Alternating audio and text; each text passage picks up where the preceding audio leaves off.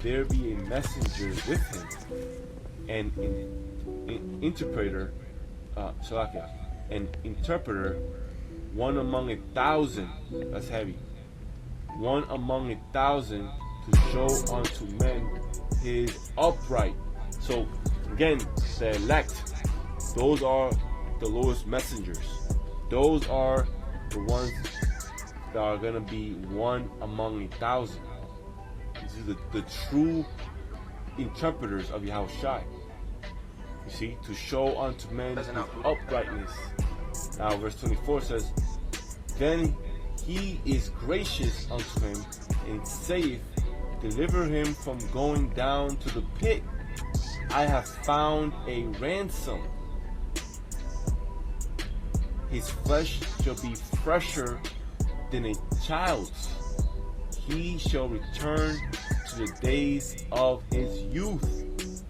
He shall pray unto Yahweh Shai, and he will be favorable unto him.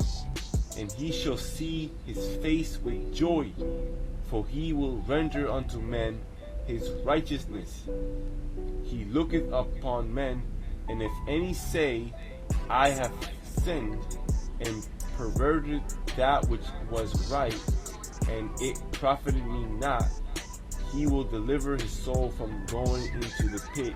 Right, that's heavy, because these false prophets will never repent. They will never declare their fault, you know. And if they do, it's gonna be too late, and it's not gonna be sincere. That's the main point. It's not sincere. These false prophets are not sincere. They've gone too far in wickedness. So it says he will deliver his soul from going into the pit, and his life shall see the light. Lo, all these things worketh Yahweh Shai oftentimes with men, to bring back his soul from the pit, to be enlightened with the light of the living. Mark well, O Job, hearken unto me, hold thy peace, and I will speak. If thou hast anything to say, answer me, speak, for I desire to justify thee. If not, hearken unto me, hold thy peace, and I shall teach thee wisdom. It's a beautiful, beautiful chapter, because the Lord, he uses his men like Job, you know, to continue showing our people what is a true example of following righteousness and standing for what's right. You see? And with that, let's give all praises, fear, and glory, and honors to Yahweh, B'Hashim Yashai, B'Hashim Rakakadash.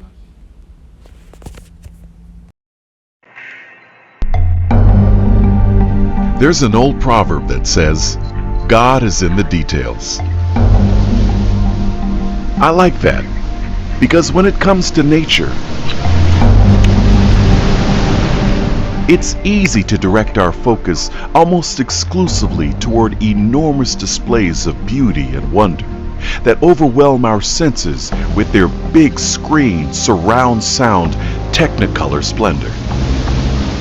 It's a spectacular show that can take your breath away. But not far upstream from that thundering waterfall, other, more subtle miracles also unfold each day with little or no recognition from the outside world. Case in point, this butterfly, a creature small, silent, and seldom stationary long enough for close examination. Yet its body is packed with microscopic systems and biological machines that keep it alive, airborne, and stunningly beautiful. During the next few minutes, we'll use an assortment of cameras, close-up lenses, and a scanning electron microscope to explore butterfly anatomy at magnifications far beyond the power of the unaided human eye. And in the process, we'll discover that some of our planet's most brilliant creations are often hidden in the details.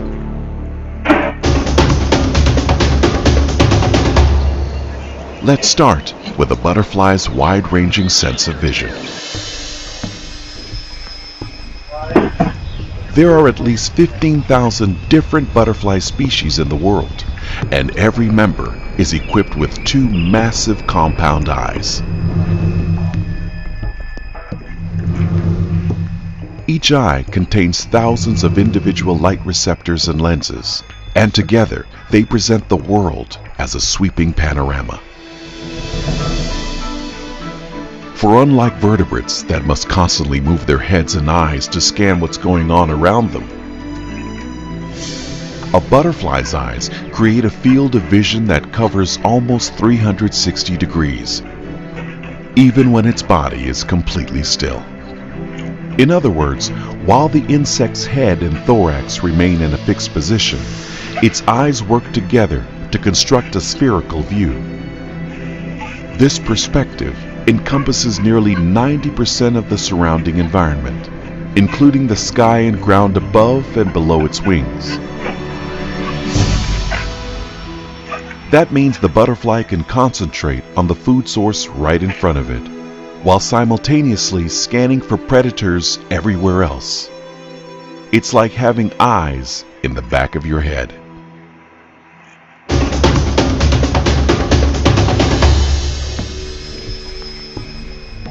You're looking at a butterfly's lifeline, an ingenious creation engineered to ensure survival. It's called the proboscis, and every drop of food the insect consumes must first pass through its tube-like walls.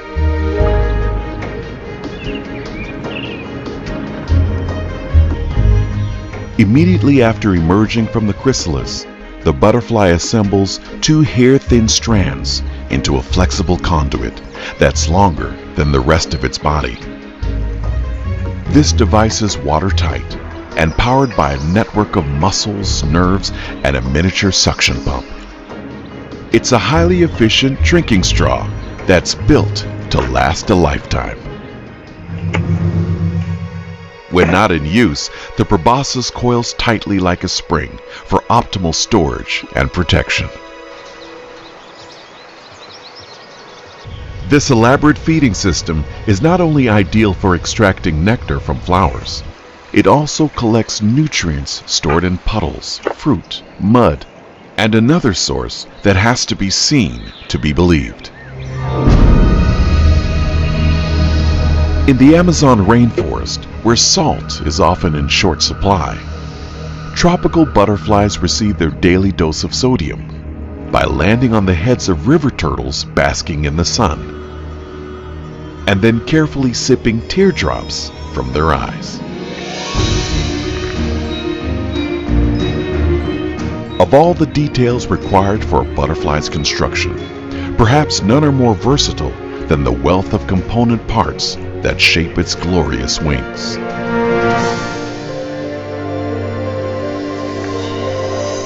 Almost every wing is covered by thousands of microscopic scales.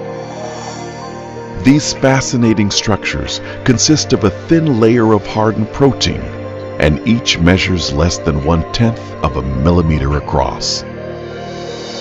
They are organized into overlapping rows that resemble shingles on a rooftop, and individually anchored to the wing membrane by a short stem that fits securely into a socket. Many scales are covered by ridges or small openings that, when struck by light, produce a dazzling array of refracted colors. But visual splendor is far from their only purpose. Scale patterns often create systems of passive defense. This dead leaf with legs is actually the underside of a Kallima butterfly's wings. That's camouflage at its finest.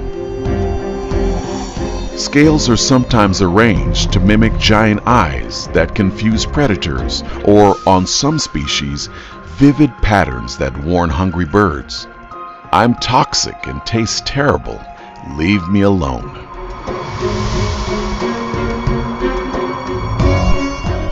Wing scales are also excellent solar panels. Butterflies are cold-blooded and can't fly effectively until their body temperatures reach at least 80 degrees Fahrenheit. That's no problem when you're covered with thermal cells designed to warm up flight muscles by absorbing and circulating energy from the sun. Once aloft, wing scales continue to play vital roles in the insect's survival. Researchers have discovered that the surface textures created by the arrangement of the scales reduce drag and increase lift by improving airflow above the wing. While these thin grooves allow dirt and water to easily slide off their outer layer.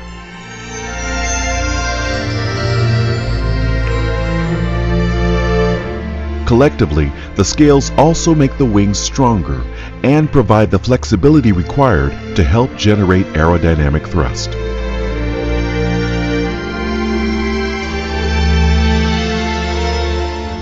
A research team in Sweden used slow-motion photography to demonstrate that on their upstroke, the wings don't slam together like two flat pieces of plastic.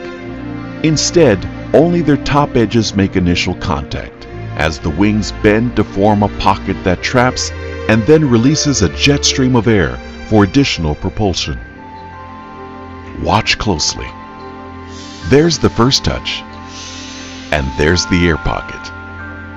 Then, after the wings collapse to squeeze out the captured air, there's the boost.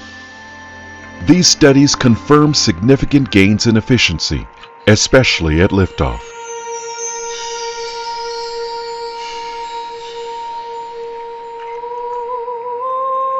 The layers of biological detail evident in a butterfly are remarkable, and each points to a singular truth that applies throughout the natural world. Regardless of its species or size, every living organism is a masterpiece of artistry and engineering, endowed with countless molecular systems and mechanisms that reveal a creator who displays his presence through all that he has made. And if we pause to recognize these often hidden demonstrations of God's provision and power, our hearts may fill with the same sense of appreciation and discovery an ancient psalmist once expressed so passionately. How many are your works, O Lord? In wisdom you made them all. The earth is full of your creatures. I will sing to the Lord all of my life. I will sing praise to my God as long as I live.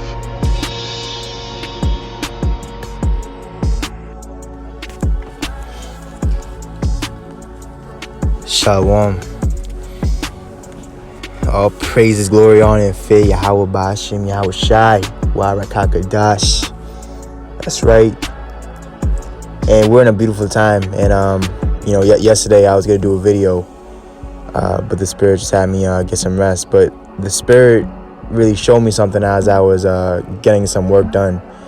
I was fixing up some things and cleaning up certain things. And it really made me realize something which is really heavy, and it's beautiful. And it's only for you brothers that are little, that are small, that aren't really seen by the masses and the world and, these camps and highly exalted. But you're definitely seen by the Lord. The Lord sees you. The Lord, He's pleased with your work. Just like He was pleased with Yahweh Shai, His only begotten Son, and what He was doing, what He was saying, what He was bringing out, what He was standing for, what He was going up against. Same thing with us. The Father's well pleased with our labors.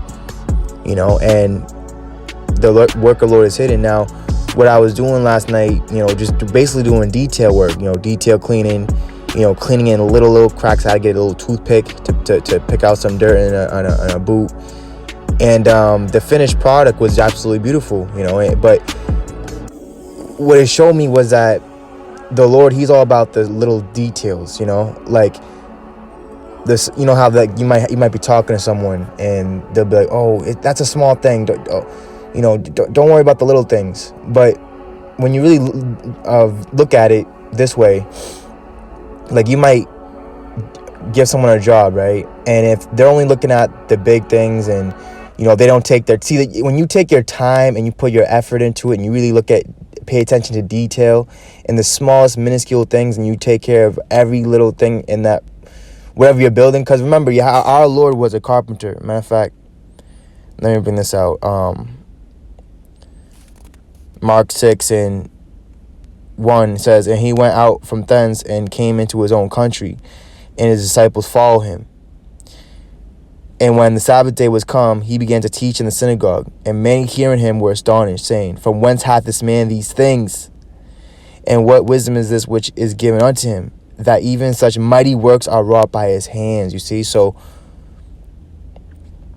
our hands are at work, you know. We're laboring, you know. And another thing when you're working is that you can't be distracted. You know, you have to focus on the task at hand to do a good job and get it done correctly and fulfill it. You know, we've been given a high job from the Lord, but by me doing this activity, it really made me realize something about the truth. You know, when you focus on the most littlest things, and you work at it, you put your time and effort into it, and you focus, and you don't let anything else distract you or get you away from that work until you're done and finished. Once it's finished, man, it's the best feeling, because then all those little parts and little pieces of the whole, once it's all cleaned up and put together, it's beautiful, man. You know, and you really appreciate the work of your hand and the time you put into it. Same thing with this truth, you know. So it says, is not this the carpenter, the son of Mary? So Yahushua was a carpenter, you know, the brother of James and Joseph and Judah and Simon, and are not his sisters who here with us? And they were offended at him, right? So they're offended at Yahushua because they knew him, and they knew that he was of a normal trade.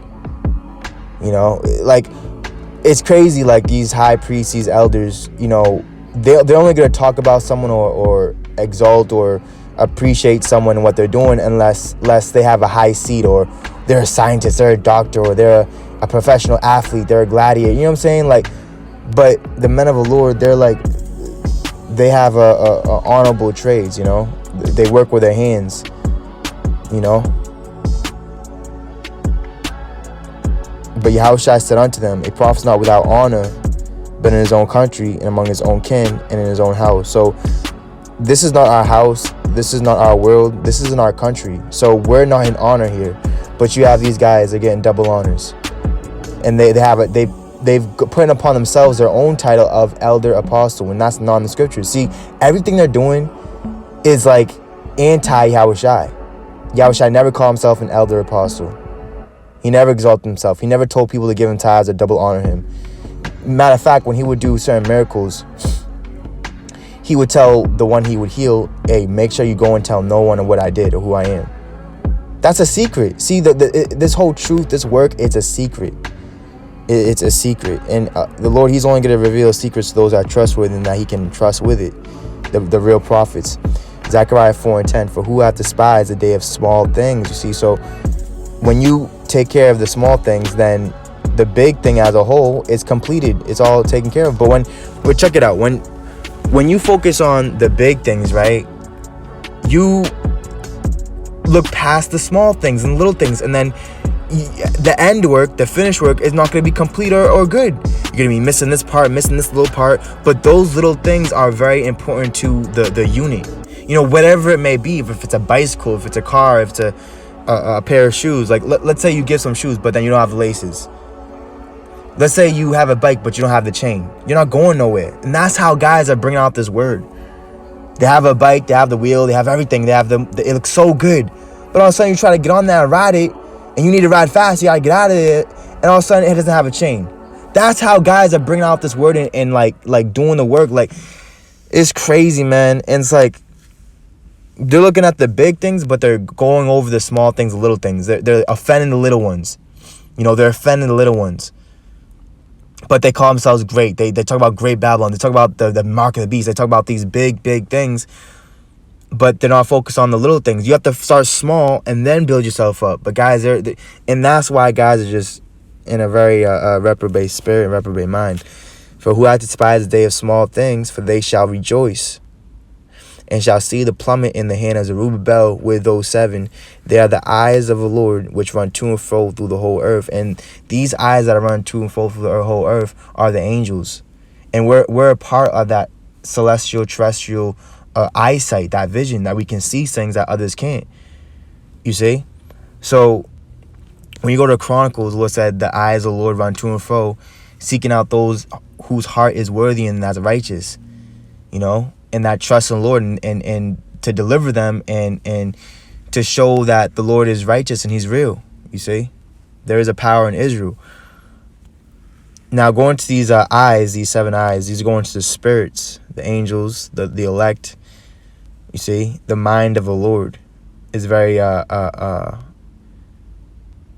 you know, powerful. This is in Revelation 5 and 6. And I beheld, and lo, yeah, of course. See, once the spirit starts to really get into it, then the internet doesn't want to go. All right, refresh now. That's the spirit. See, you can't make this up. We're literally battling against spiritual wickedness in high places.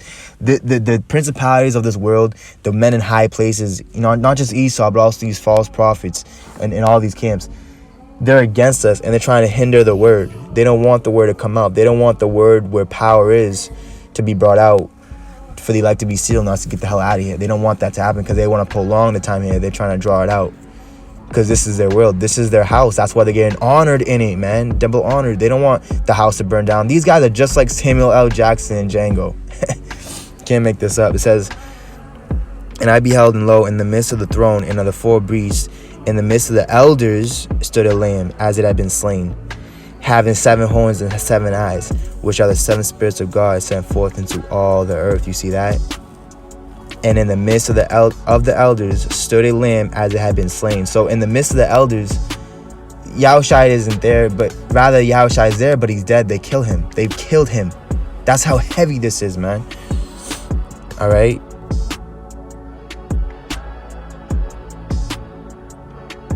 And that's what we're doing. We're building. You know, even the Lord, when the little children were brought unto him, he said, these are who the kingdom of heaven is really for. So the main thing with the Lord is you got to pay attention to the details. You got to pay attention to the details. And the details are basically, let me get this definition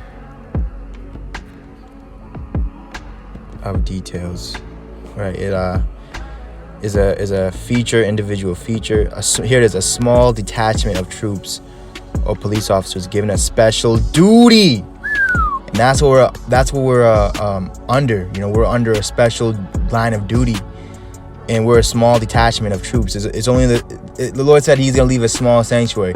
And another thing about, you know, us real men of the Lord, the real brothers, the warriors of the Lord, that He's using His weapons, is that whenever we say something, or we thought of something, or, you know, something, the Lord inspires us or something, you know what I'm saying, something comes to our mind, we bring it out, and to make a point, because you know how these famous, these wicked, they hate when we make points, because it really it's sharp, you know. But anyways, the brother, he did a video, and the title of the video was, you know, basically, rough paraphrasing, you know, if you are teaching of Esau, then you're gonna meet the same fate as him. You see, so when you're in the spirit, then you're gonna be at agreement with what the men of the Lord that are walking in the spirit and moving in the spirit are saying and doing. All right, because wisdom is justified over children. So now that we got that, let me just bring this out. Let me get this quote. It says, the success of a production depends on the attention paid to detail, because the little things count. If you like I said earlier, when you have a big picture, like a big portrait, because this is like art to some degree. If you have a big picture, or let's say a puzzle, right?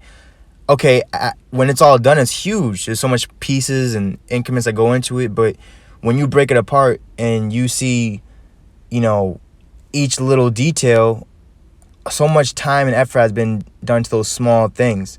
You have to take your time. You have to make sure your hands not like shaking or not moving, that you're on point, because it makes the whole better. All right. That's the point I'm trying to get. Nehemiah 4:1. But it came to pass that when Sanballat heard that we builded the wall, he was wroth and took great indignation and mocked the Jews. And he spake before his brethren of the army of Samaria and said, why do these feeble Jews, right? So we're, back then and even now, we're known as feeble. The Lord said, he that is feeble shall be as David, shall be as the angel, shall be as God. So what is weak to this world, to the flesh, is actually the strongest in the mind and the spirit and the heart, willing to do something, willing to go through things that others won't, they'll run from. And that's what a lot of you guys are doing. You're running from the straight gate. You're running from what the Lord is requiring of you on this special duty, this detail. It says, why do these feeble Jews, will they fortify themselves? Will they sacrifice? Will they make an end in a day? Will they revive the stones out of heaps of the rubbish which are burned?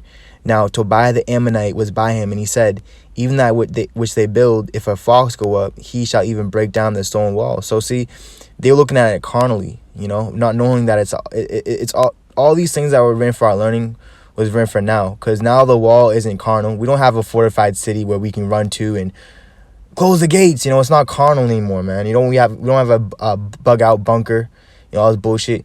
We have the Lord. He's our defense. He's our shade. He's our refuge. And the wicked can't see that. They can't realize that.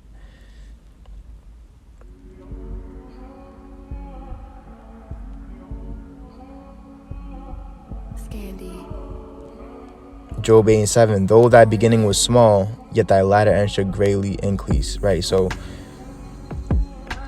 right now we're small, but in the last days when the real men of the Lord are delivered in the chariots that guys talk of, and they say, oh yeah, what's going to happen is the ones that you despise and hated, they're going to be ones that could be greatly increased and gathered and exalted. Not because we're not being exalted like you false prophets are now, you elder apostles, and all you guys that flock to them, getting honored and loved and appreciated. That's the broad gate. All right.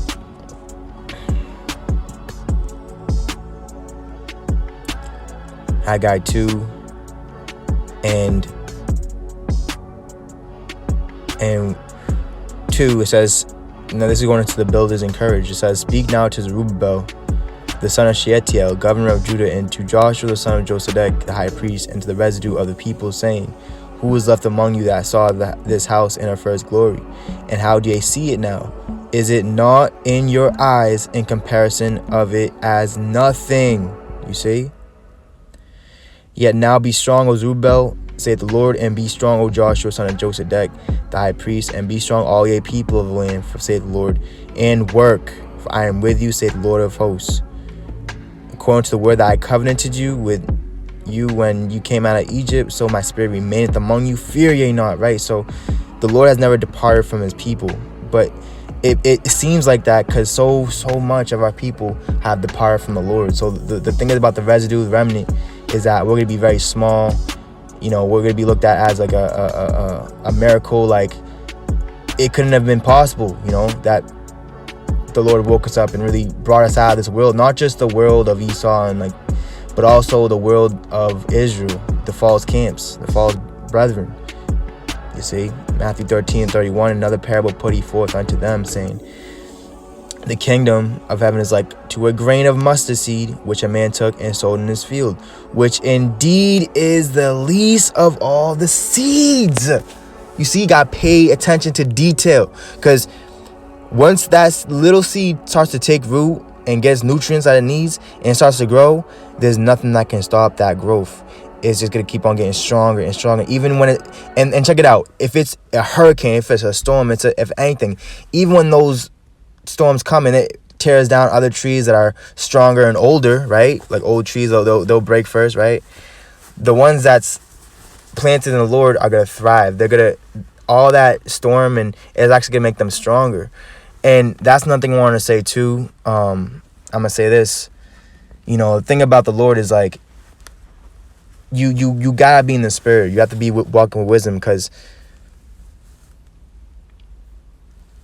you gotta understand that time and chance happens to all men, and wisdom is more moving than anything, you know. Wisdom is it's gonna make you so that you're always on time. You're not gonna be late to the wedding. You're not gonna miss out on, you know what I'm saying? Like, you're gonna be right on time because the Lord's gonna be guiding you. Matter of fact, let me get this precept in Wisdom Solomon. Let me stop saying it.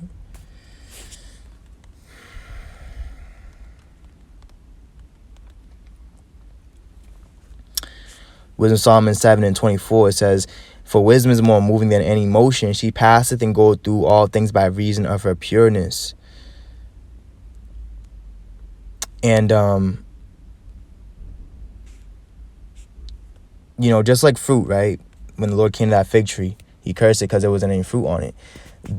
The Lord gave that tree enough time so that it should have had some fruit for him to eat. So that's just like a lot of you guys. He gave you more than enough time to grow some fruits of the Spirit. But he came across you guys and you're bare. You might have leaves. You might look good, like a Christmas tree, right? A Christmas tree. They put all this glittery, all this lights, all these pictures. Oh my gosh, the star on top. It's a Christmas tree, right? But there's no fruits on it, though. You know what I'm saying? That's how you guys look like. Your cursed fig tree. No fruits of the Spirit. And the thing is about a fruit, when you pluck a fruit, you can't just eat it right away. You have to wait till it's ripe. You have to wait till it's ripe. You have to wait for the right moment, the right time. And you can never go wrong by just trusting the Lord, man. Not moving on your time, but the Lord's time. Matthew 13:32, which indeed is the least of the seeds, but when it is grown, it is the greatest among herbs, and becometh a tree, so that the birds of the air come and lodge in the branches thereof. You see, so you give, you basically help out other living things too. The birds.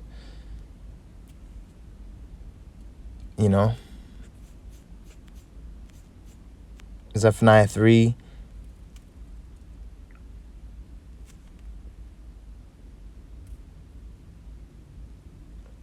Matter of fact, I'm going to close off with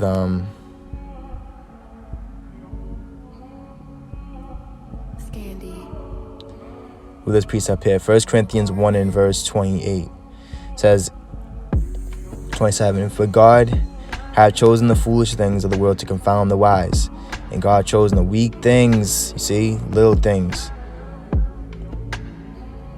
that you have to make sure you have eyesight to see, because it's gonna be very small, it's gonna be very little. So you have to have glasses, a magnifying glass, to really see who's of the Lord. It says, "And God hath chosen the weak things of the world to confound the things which are mighty, and base things of the world, and things which are despised, which hath God chosen, yet, and things which are not, to bring to naught things that are, that no flesh should glory in his presence," right? So, the things of the heart, which you can't carnally see. So you really got to pay attention to the details of what's going on, and do your due diligence, for this intrinsic work, this very laborious, detailed work. Lord's a perfectionist, and so are we. The Lord demands perfection. He demands you, what's the word? He demands that you elevate. You make full use of what you've been given. You've been given a body. You've been given a tongue to speak, and nothing too. Like we're talking about little things. The Lord talked about in Sirach, the tongue being the smallest member of the body, but it can do more damage than a damn sword can, because not many have fallen by the tongue than as how many have fallen by the sword. See, so the weapon of the Lord, the man of the Lord, the words, the prophecy, the judgments, you see, us discerning and us realizing who's real and fake and calling it out, that's the real weapon. That's the everlasting weapon, the greatest weapon in the world, the most, we don't like greatest, but the most powerful weapon in the world. You see, all praise, glory, honor, faith, Yahweh Bashim Yahushai. Until next time, hey, Shalom.